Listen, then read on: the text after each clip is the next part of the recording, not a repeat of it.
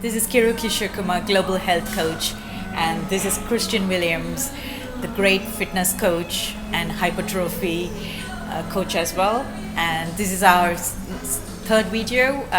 We're just going to be talking on how to keep yourself motivated. So this is one of the common question we get often from our clients, isn't it? Yes. And how to keep yourself motivated throughout the year. So for example, people sometimes, we all start with a New Year resolution.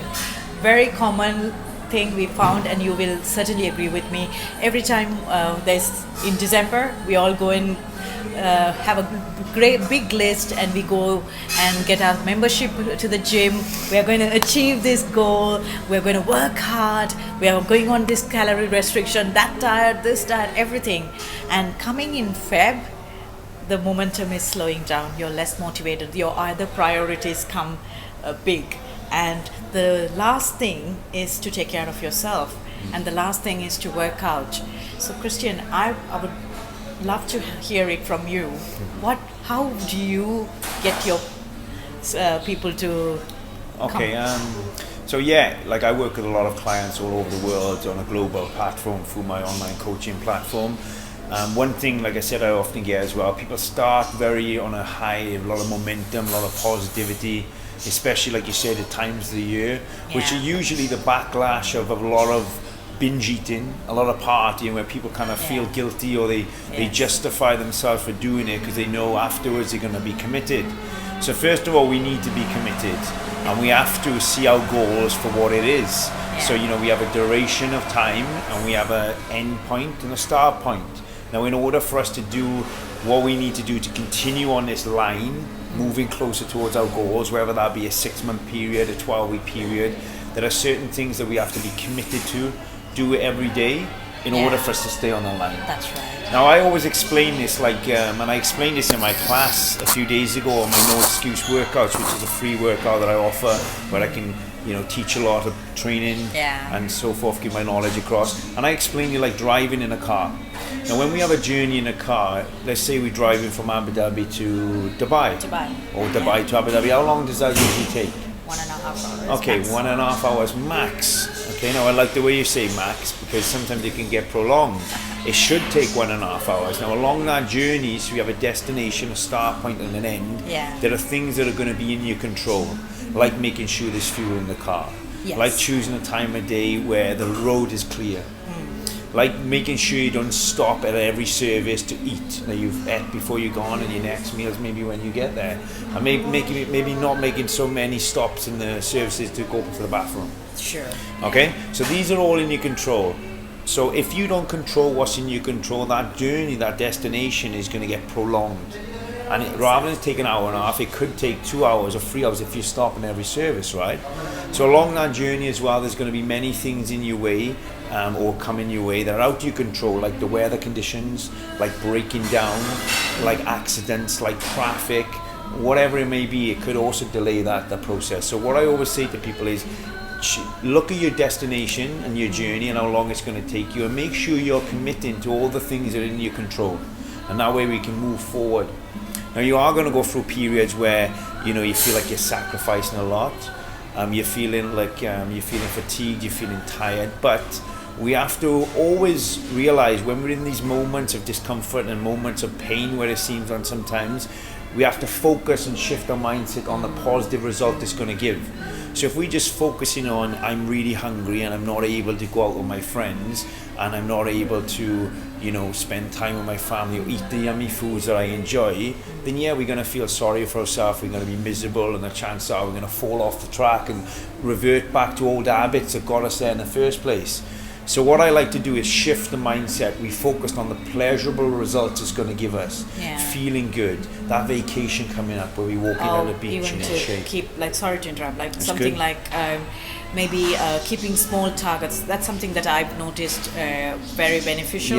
Like sometimes you tend to have a big target for yourself, and then it's really hard for you to achieve it. Instead, if you have a small target, and then reward yourself, that's when that's something similar to what you said, like 100%. So everybody, if you want to climb a mountain, it starts with the first step, right? Yeah. I mean, you shouldn't get put off by looking too far ahead.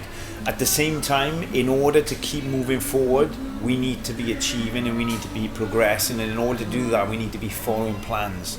So what I see a lot of, and again, like I said, we go into the momentum of the years and different periods, you can even break that linear down into a week.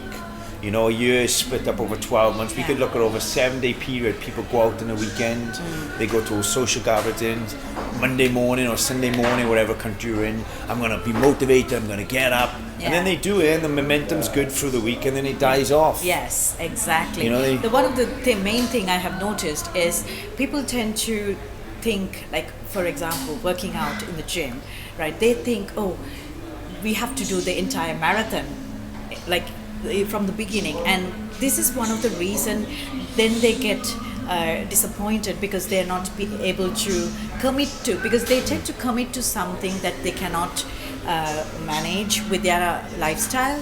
So instead, commit to something very small, like half an hour or even 10 minutes. This is something I always encourage, something rather than nothing, and don't compare yourself with others.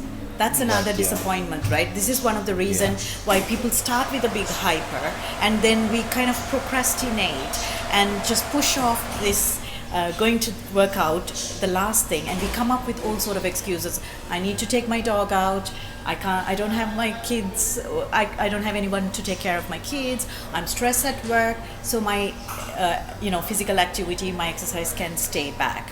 So my advice is to try and come up with targets that are achievable for you, and then always get some, like, another thing I always noticed is try to have a workout buddy.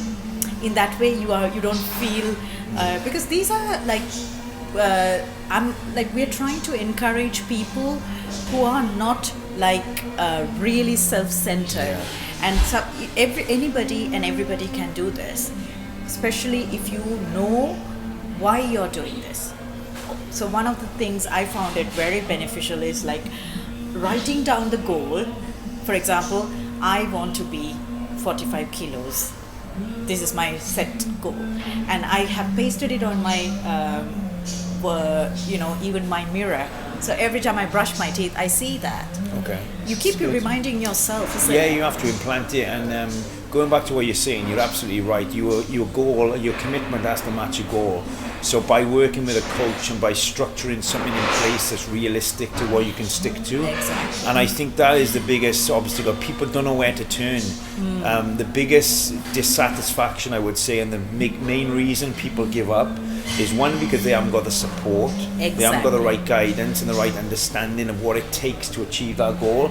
So they end up going nowhere. And if it doesn't work for you, then you're exactly. disappointed. If we refer back to that journey we discussed, driving from here to Abu Dhabi, if there's no signposts up or you haven't got a sat navigation, you're going to be driving around in circles and probably get lost and give up. So make sure you reach out to a coach who can sit down with you. They can work out your goals. They can, be realistic to what it's going to take to achieve them goals. And that way, you're not setting yourself up for disaster. You have a designated map in front of you and somebody to motivate, because we all need motivation and we all need it frequently.